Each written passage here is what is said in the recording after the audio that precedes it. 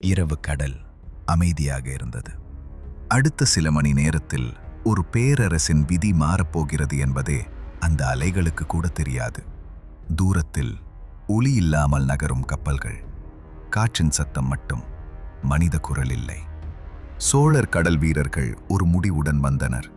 வர்த்தக பாதைகள் கொள்ளையடிக்கப்பட்டன. தமிழர் கப்பல்கள் மூழ்கடிக்கப்பட்டன. சோழ நாட்டின் செல்வம் கடலில் பிடுங்கப்பட்டது. அது வெறும் கடல் பிரச்சனை இல்லை, அது சோழ பேரரசுக்கு எரியப்பட்ட சவால். அந்த சவாலுக்கு பதில் இருளில் பிறந்தது. கப்பல்கள் கரைக்கு அருகே நின்றன. படகுகள் அமைதியாக இறங்கின. முதல் தாக்குதல். காவல் கோபுரம் அமைதியாக விழுந்தது. இரண்டாம் அலை. கப்பல் கிடங்குகள் தீப்பற்றின. மூன்றாம் அலை. எதிரி படைகள் விழித்தன.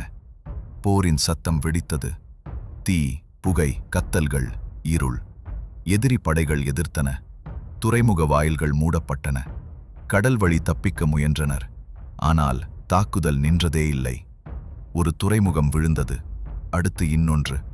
முழு கடல் வணிகம் சிதறியது. காலை உதித்தபோது கடல் வழிகள் சோழரின் கட்டுப்பாட்டில்.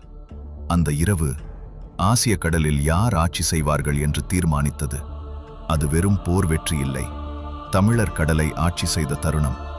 அந்த இரவின் அதிர்ச்சி பல நாடுகளின் வரலாற்றை மாற்றியது. அந்த சாதனை கடந்த கால கதை மட்டுமல்ல, இன்னும் நம்மை அழைக்கிறது. அந்த கடலை வென்ற இரத்தம் நம்முள் இன்னும் ஓடுகிறது. நாம் வெறும் பார்வையாளர்கள் அல்ல, அந்த அலை எழுப்பிய வரலாற்றின் தொடர்ச்சி நாமே. இன்று கடல் அமைதியாக இருக்கலாம், ஆனால் அந்த இரவு எழுந்த அலை இன்னும் முழுமையாக அடங்கிவிட்டதா?